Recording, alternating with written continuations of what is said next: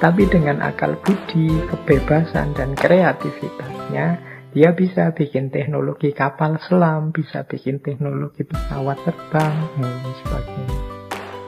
Harusnya sih, kalau manusia itu terpisah oleh jarak, ya dia tidak bisa berkomunikasi tanpa.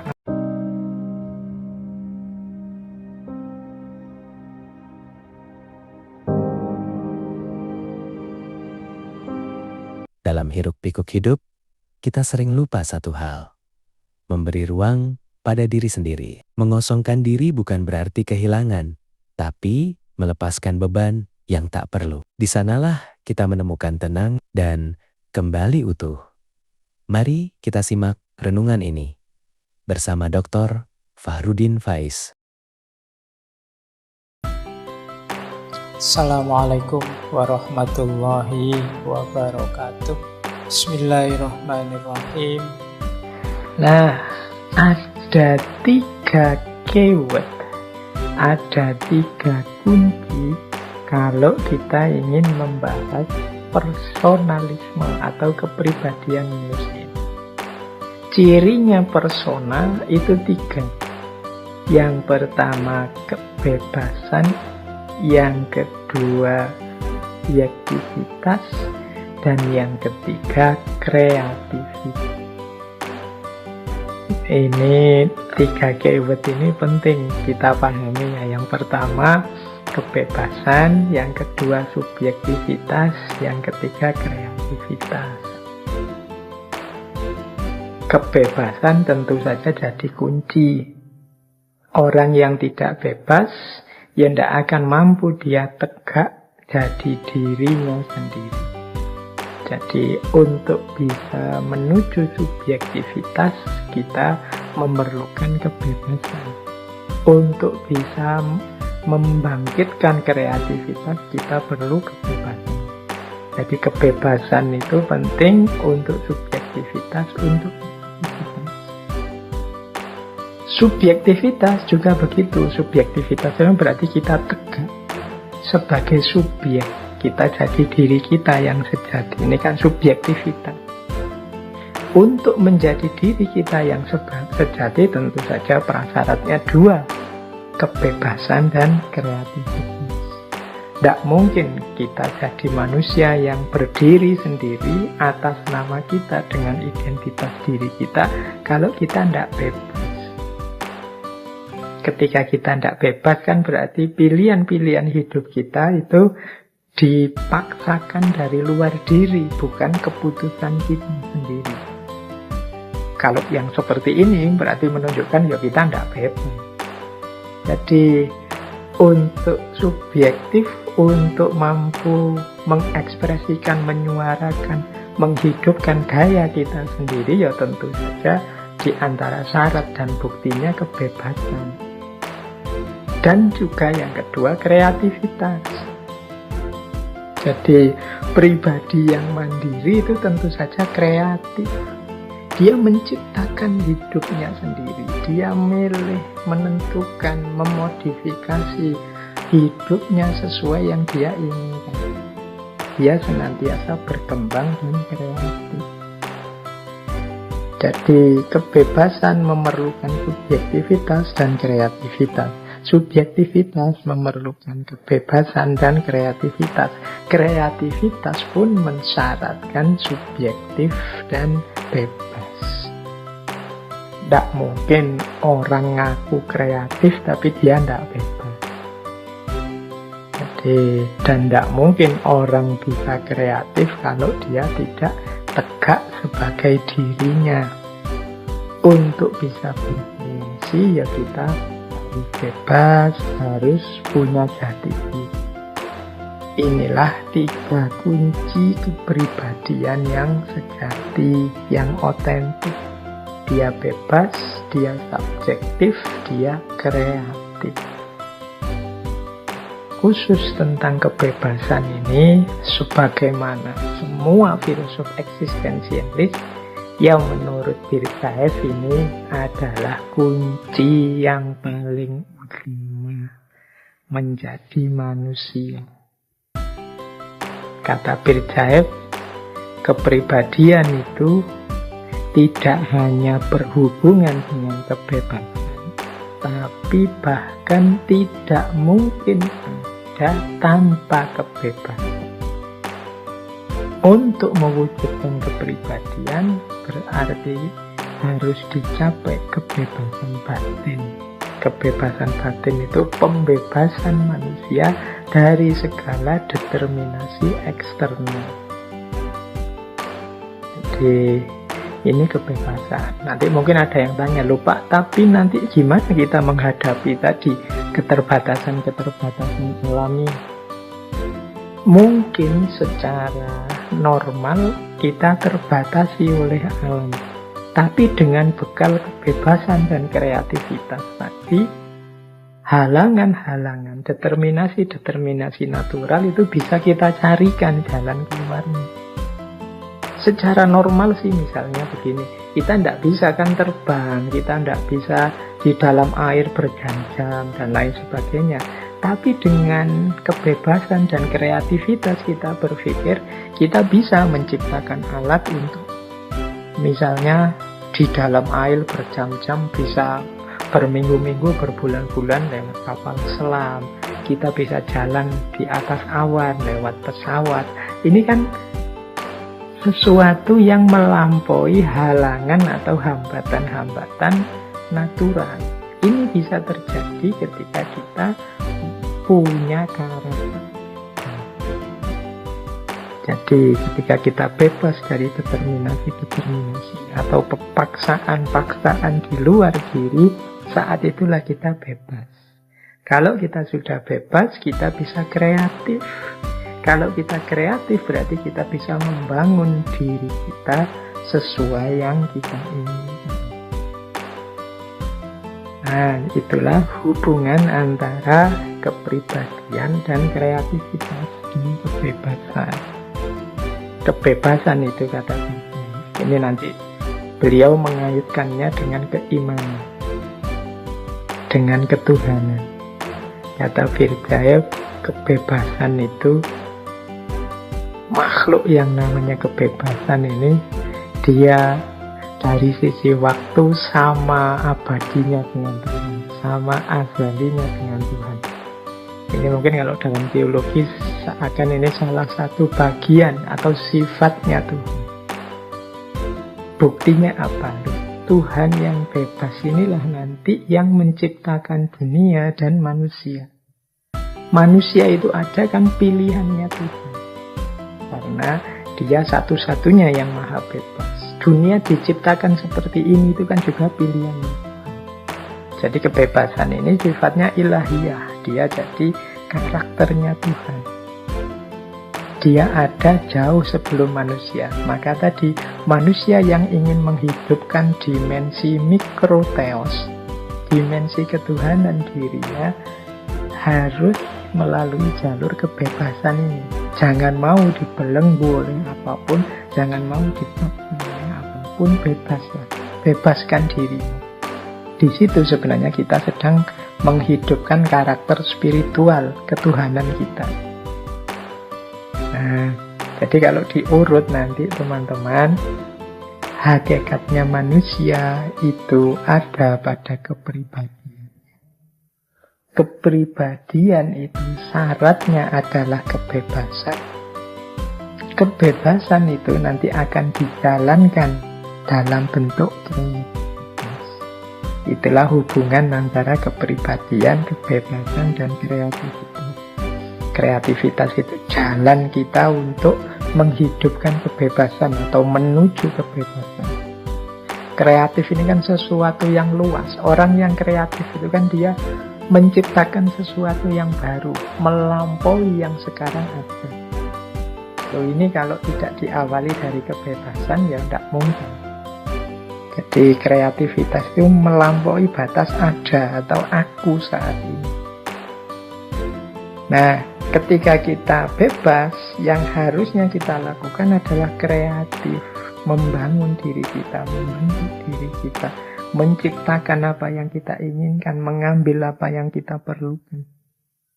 Ini namanya kreatif. Tidak hanya ikut orang lain atau nempel ke orang lain. Kalau kita ikut ke orang lain atau nempel ke orang lain, mengalir saja di aliran sungai yang diciptakan orang lain, ya berarti menunjukkan kita sedang menggadaikan atau membuang kebebasan kita. Kalau kita membuang kebebasan kita dengan cara tidak lagi kreatif, hanya ikut orang lain, itu nama lain kita sedang menghancurkan kepribadian kita. Kita sedang menenggelamkan jati diri otentik kita sebagai manusia. Inilah nanti dasarnya Berdyaev sangat kritis, sangat tidak suka dalam struktur yang sifatnya menindas, perbudakan, otoriter, dan lain sejenisnya. Karena dalam fenomena semacam itu, kepribadian manusia lenyap, jati dirinya hilang. Dia tidak lagi bebas, dia hanya melayani yang di luar dirinya. Dia tidak bisa menampilkan dirinya sesuai yang dia inginkan. Jadi itu yang disebut filsafat personalisme. Bagaimana manusia harus fokus pada person atau jati diri. Oke, baik teman-teman. Jadi tema kebebasan ini tema yang kalau dalam tulisan-tulisan Berdyaev ini jadi kunci. Beliau sendiri justru lebih menyebut kebebasan adalah dasar filosofinya. Saya catat ada beberapa kalimat dari buku beliau yang mengindikasikan itu. Misalnya yang ada 3 quotes yang malam hari ini saya bawa. Dari beliau sendiri, ini semacam pernyataan pribadi beliau yang berhubungan dengan kebebasan. Misalnya satu di dalam tulisannya beliau nulis, "From early childhood I was wedded to freedom." Sejak masa kanak-kanak, aku sudah gandeng kepada kebebasan. Jadi kebebasan bagi seorang Berdyaev ini sesuatu yang mewah, sesuatu yang menarik hati. Maka sejak kecil dia sudah mendewa-dewakan, sudah gandrung kepada gagasan kebebasan ini. Bisa dimaklumi ya, seperti saya ceritakan tadi, bagaimana beliau sejak kecil sudah akrab dengan referensi-referensi kefilsafatan. Termasuk Voltaire, idolanya, ayahnya. Ini kan dikenal sebagai tokoh yang pemikir bebas. Kata beliau lagi, "All my life I was engaged in hammering out a philosophy of freedom." Seluruh hidupku kucurahkan untuk merancang satu filosofi. Jadi beliau ingin merancang satu sistem berpikir, sistem filsafat yang berawal I put freedom rather being as basis of my philosophy. Aku menjadikan kebebasan bukan kebebasan sebagai filsafat. Jadi ini quote-quote ini setidaknya menunjukkan yang kunci utama gagasan-gagasannya Nikolai Berdyaev ini adalah kebebasan. Teori utamanya adalah personalisme, kemudian kunci dari personalisme dan manifestasinya adalah kebebasan. Ya, penting kita ingat. Baik, kita lanjutkan.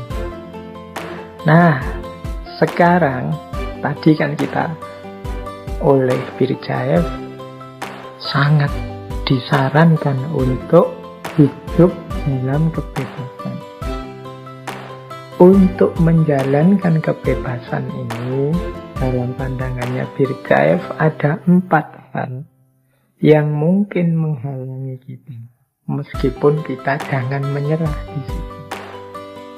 Halangan-halangan pasti ada, khususnya dari 4 hal ini, tapi bukan berarti oh kalau di situ kita terhalang Pak, kita terbatas. Tidak begitu menyikapinya. Kita kemarin-kemarin kan sering mendefinisikan ada batas nalar, batas berpikir, batas ekspresi diri, batas.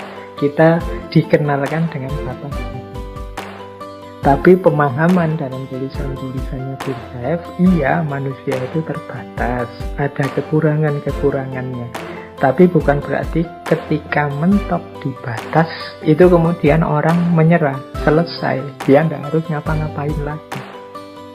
Justru disinilah kebebasan dan kreativitasnya ditantang. Jadi kalau kita ini terbatas, terus apa yang kita lakukan? Mau diam saja dan menyerah, atau ya kita hidupkan kebebasan kita, intelijensi kita, dan kita kreatif mencari solusi, jalan keluar, alternatif, sehingga kita bisa melampaui hal-hal yang membatasi kita tadi. Nah, apa saja keterbatasan-keterbatasan yang hakikatnya adalah tantangan dalam hidup manusia itu? Menurut Birsaev ada 4 setidaknya keterbatasan manusia itu. Yang pertama adalah dunia natural atau determinisme alam. Ini tadi sudah dijelaskan kan di depan bahwa manusia itu punya unsur natural, punya unsur alamiah. Ini membatasi kita. Ada banyak hal yang tidak bisa kita lakukan ketika kita terhalangi oleh sunnatullah atau hukum alam. Nah, yang kedua adalah orang lain atau dunia sosial. Ini di kalangan filsuf eksistensialis kan terkenal sekali bagaimana kebebasanku itu terbatasi karena hadirnya orang lain. Nah, nanti menarik, nanti kita lihat ya satu bagaimana cara menyikapi keterbatasan ini sehingga keterbatasan ini tidak jadi halangan terhadap kebebasan dan kreativitas kita, termasuk berhadapan dengan orang lain. Bahkan yang Paul Sartre yang dulu kita eksistensialis selanjutnya itu kan dia sampai bilang manusia itu neraka bagiku, hell to other people. Orang lain itu neraka bagiku. Mengapa? Aku tidak bebas mengekspresikan diriku karena ada orang lain. Orang lain membatasi, menghalangi diriku. Sehingga kata Sartre orang lain itu namanya Tuhan. Nah, ini yang kedua. Yang ketiga kata Birsaev, peradaban. Di peradaban itu ya situasi hidup kita hari ini. Ini juga sering membatasi kita. Ya contoh mudah ya peradaban itu. Hari ini misalnya kita kan sering menyebutnya peradaban digital. Orang tidak mungkin menghindar dari situasi digital. Hari ini kalau ada orang, Pak, saya anti dengan HP, saya anti dengan laptop, anti dengan internet, dan lain sebagainya, akan ketemu banyak sekali kesulitan-kesulitan. Kenapa? Karena digitalisasi hidup ini sudah jadi fenomena peradaban. Sudah global di seluruh dunia. Mekanisme-mekanisme hidup kita banyak tergantung pada peradaban. Hal-hal yang digital dalam peradaban. Nah, ini juga sesuatu yang membatasi kebebasan kita. Nanti kita jelaskan lagi. Yang keempat, sejarah. Ya tentu saja kita makhluk yang historis. Manusia itu anak sejarahnya. Cara kita berpikir, cara kita bertindak, berperilaku, bersikap itu ya dilahirkan oleh sejarah. Hidup kita ini di dalam sejarah, dibentuk oleh sejarah yang pada akhirnya akan lahir sejarah baru. Nah, sejarah ini aspek waktunya, kalau peradaban aspek ruangnya, kalau orang lain itu sama, manusia dan dunia natural atau alam ini sesuatu yang di luar manusia. ada aturan, ada alam dan lain sebagainya. Ayo kita lihat satu-satu. Yang pertama, kalau tentang yang natural tadi, dunia alam ya mau tidak mau kita harus menerimanya, meskipun manusia dengan akal budinya bisa mensiasati, bisa mengambil pelajaran, bisa merumuskan teknik-teknik untuk menyikapi dunia natural. Ya contoh dari saya yang mudah tadi kan, manusia normal biasa tanpa dimodifikasi apa-apa ya tidak bisa dia jalan di atas awan, tidak bisa dia menyelam di dalam air selama berhari-hari, berminggu-minggu. Tapi dengan akal budi, kebebasan dan kreativitasnya, dia bisa bikin teknologi kapal selam, bisa bikin teknologi pesawat terbang, dan sebagainya.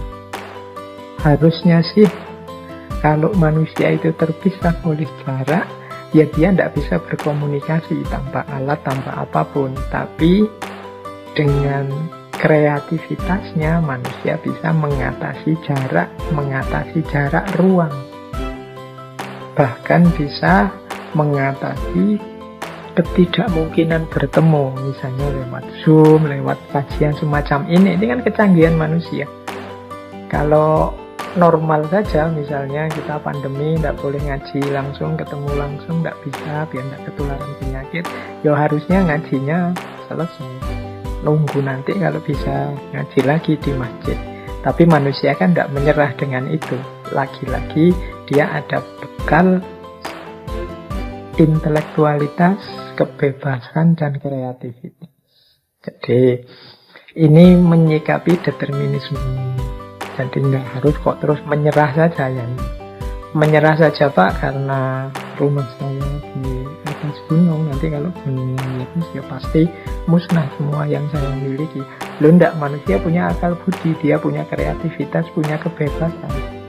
Ya mungkin bisa disiasati, misalnya aliran laharnya diatur, bikin bunker yang melindungi kalau ada wedus gembel dan lain sebagainya. Ini namanya menyiasati determinisme alam. Kita manusia yang tidak seperti makhluk yang lain, yang harus menyerah, menerima saja apapun situasi. Itu yang pertama, strategi pertama ketika kita ketemu keterbatasan kita, keterbatasan tentang manusia. Yang kedua, ini yang sering menggelisahkan kita ya, termasuk yang dianggap neraka tadi oleh Sartre. Makna kehadiran orang lain dalam hidup kita. Kata Birjaev, hadirnya orang lain dalam hidup kita itu bisa memperkaya, bisa juga memperbudak. Bagaimana bisa begitu? Begini loh kata Birjaev. Hadirnya orang lain itu bisa memperkaya kalau kita sadar bahwa kita itu pertama-tama adalah makhluk spiritual, bukan sosial. Di kuncinya nanti di sini. Makhluk spiritual berarti yang pertama-tama dituntut dalam hidup kita itu adalah bagaimana kita menjadi diri kita sendiri. Bagaimana kita mengungkapkan, mengekspresikan apa yang kita inginkan. Orang lain nanti juga begitu, mengekspresikan apa yang diinginkannya. Kita bersama-sama mengungkapkan, mengekspresikan apa yang kita inginkan. Dari situlah nanti corak masyarakat kita terbentuk. Jadi dalam pandangannya Birjaev, bukan manusia adalah bagian dari masyarakat, tapi masyarakat itu bagian dari manusia. Mudahnya begini, di antara pertimbangan-pertimbangan saat kita bebas kreatif memutuskan sesuatu, itu orang lain atau masyarakat. Tapi keputusan, pilihan itu sepenuhnya ada di tangan kita sebagai pribadi. Berarti apa? Masyarakat itu bagian dari pertimbangan-pertimbangan keputusan kita. Keputusannya sendiri kita yang mengambil, kita yang memutuskan. Iya sih, hari ini trennya begini.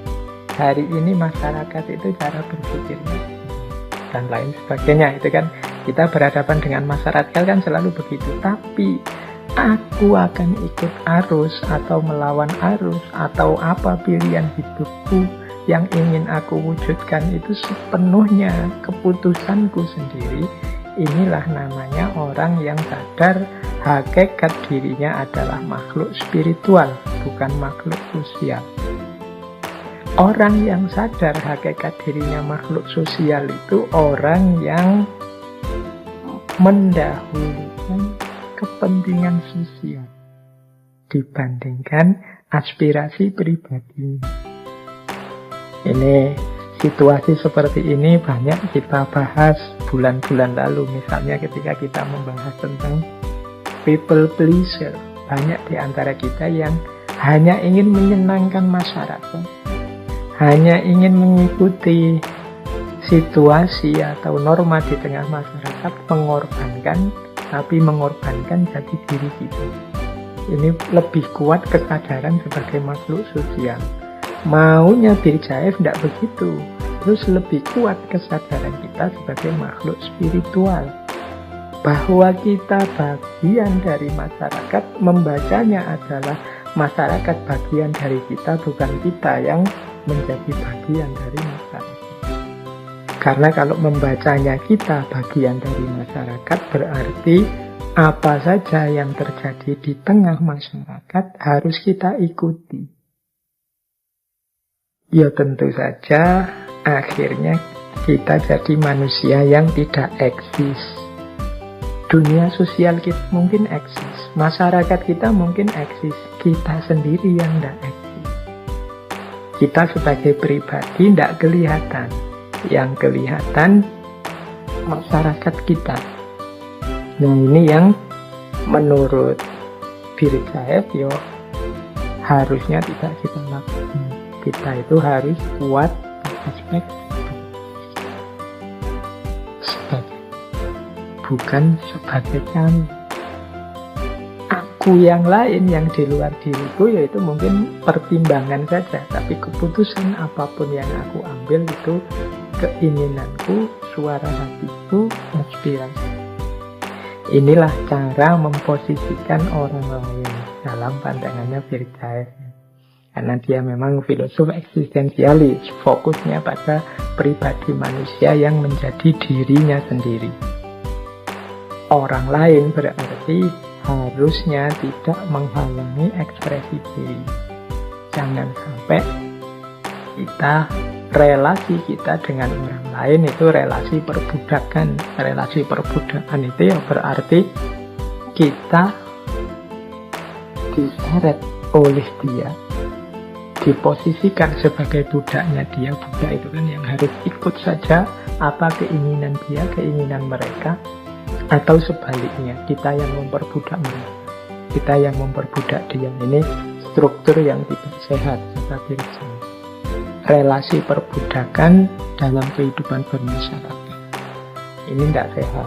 Kalau bisa ya relasi yang saling memperkaya. Ada banyak orang dengan berbagai aspirasi. Ini tambahan perspektif bagiku. Oh ada orang yang gayanya begitu, cara berpikirnya begini, keputusannya seperti ini. Yang sana keputusannya seperti itu, macam-macam, ragam. Kita lihat masyarakat seperti ini kan terus kita jadi kaya dengan pertimbangan. Nah keputusannya kemudian ya sesuai aspirasiku, sesuai keinginanku. Oh kalau menurutku yang benar itu, menurutku yang pas ini, yang aku ikuti ini kan. Itu bukan karena kita terpaksa atau dipaksa. Relasinya harus pengayaan, bukan perbudakan. Itulah hubungan ideal kita dengan orang lain. Ini yang dimaksud melampaui batasan, melampaui halangan dalam Halangan ketiga, jadi sering menghalangi hidup kita itu peradaban. Ini sebelum kita menjelaskan panjang lebar bagaimana strategi kita mengatasi halangan kebebasan dari peradaban ini, Berdyaev membedakan antara peradaban dengan kebudayaan. Peradaban itu, kata Berdyaev, adalah perwujudan ikhtiar manusia untuk menanggapi keharusan-keharusan yang dituntut oleh alam. Peradaban itu karya manusia untuk memenuhi kebutuhan karena tuntutan alam. Respon manusia terhadap hukum alam tadi ini nanti melahirkan peradaban. Tadi kan di yang pertama kita terhalang oleh hukum alam, oleh sunatullah. Tapi manusia yang kreatif bisa mengatasi hukum alam. Disitulah lahir peradaban.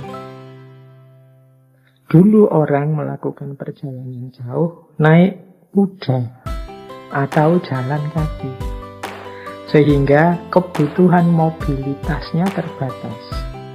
Semakin tinggi tingkat kita harus sering berinteraksi, kita butuh lebih mobile lagi. Lama-lama muncul kendaraan, mungkin kereta, sampai mobil, sampai kereta api, sekarang pesawat terbang.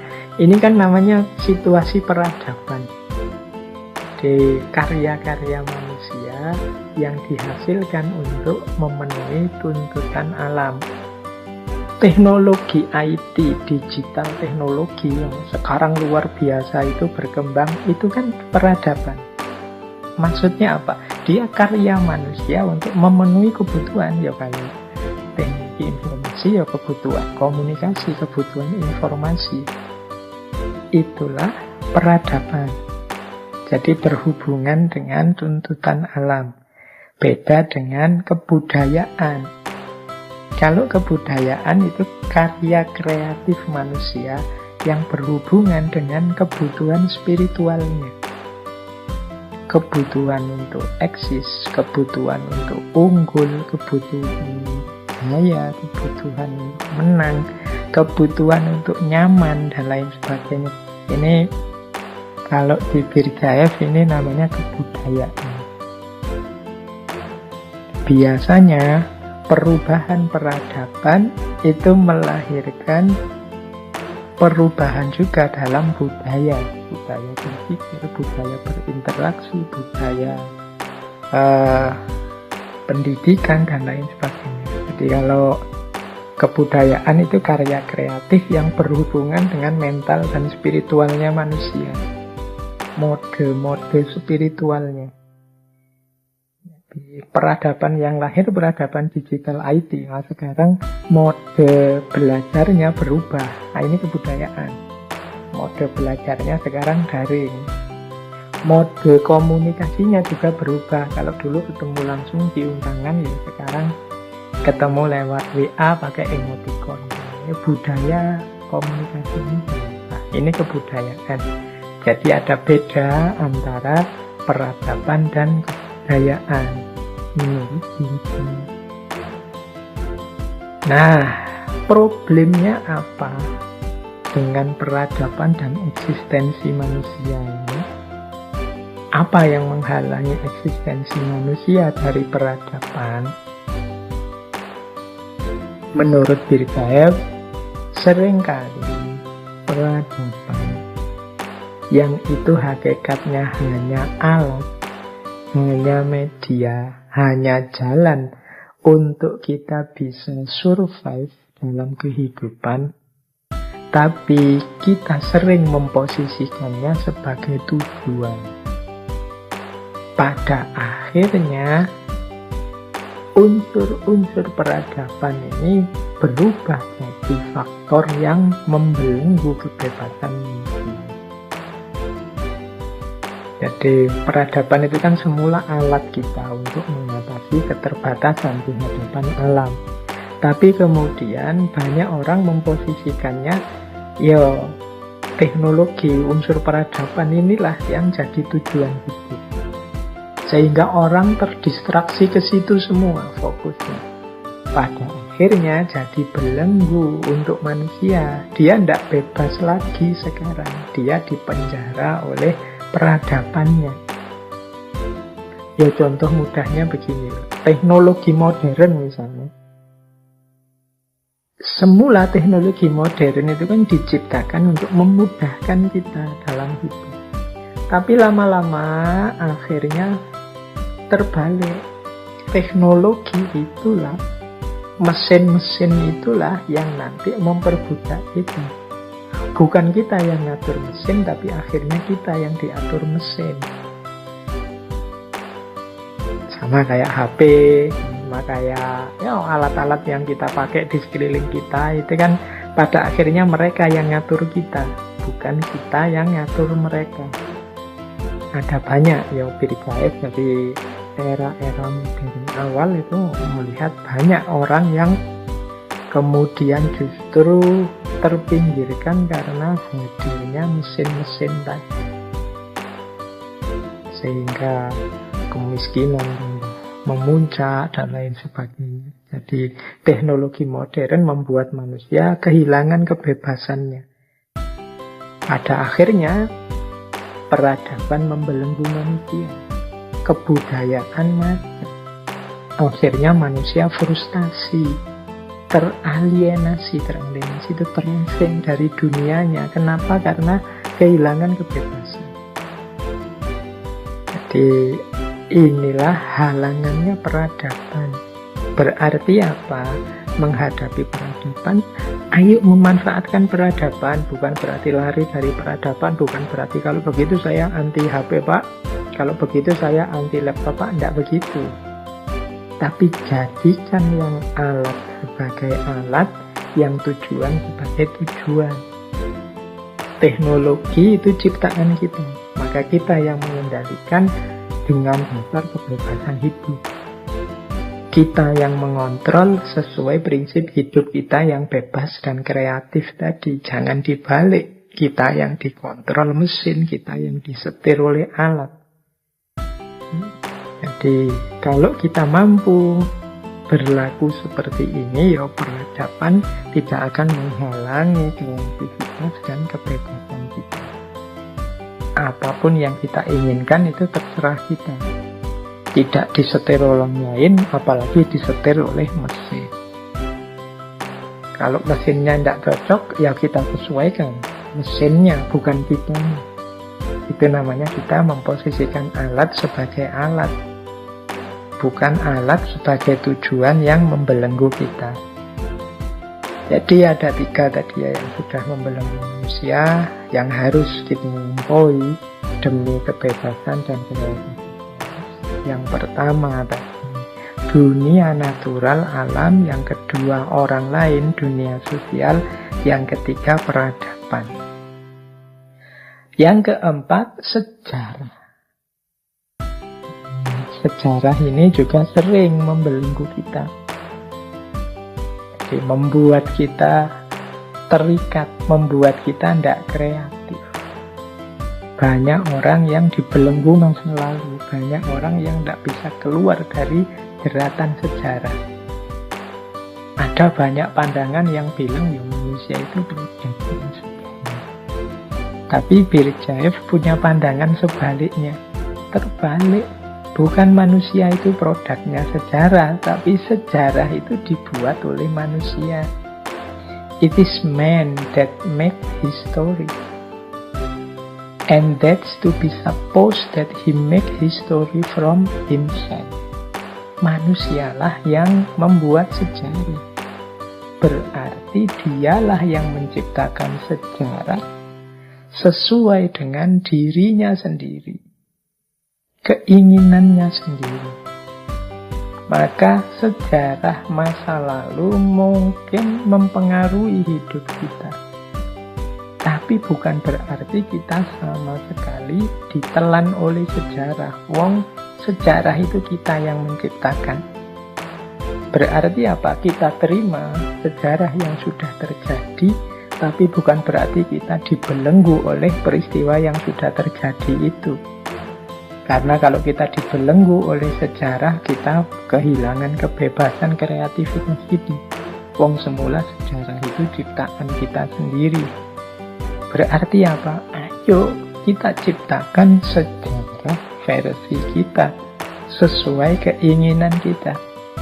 Sejarah lama ya oke saja buat pelajaran, buat pertimbangan. Seandainya jelek tidak usah diulang lagi di sejarah yang baru yang kita ciptakan. Mungkin di beberapa sesi sering saya ilustrasikan ya, memahami sejarah itu ya seperti kita naik mobil atau naik motor. Sejarah itu kecil saja porsinya, dia hanya spionnya saja. Kaca spion itu kan cuma kecil di jarak kiri kanan kita untuk kita melihat yang di belakang kita yang sudah terjadi. Sekali-sekali kita lirik biar kita tidak ditabrak dari belakang. Tapi kan pandangan utama kita tetap ke depan, bukan nonton spion terus. Kalau kita nonton spion terus, ke depannya bisa nabrak. Maka jangan ditelan oleh sejarah, jangan menyerah karena sejarah itu kita sendiri yang menciptakan. Mari menciptakan sejarah sesuai keinginan kita, sesuai versi kita.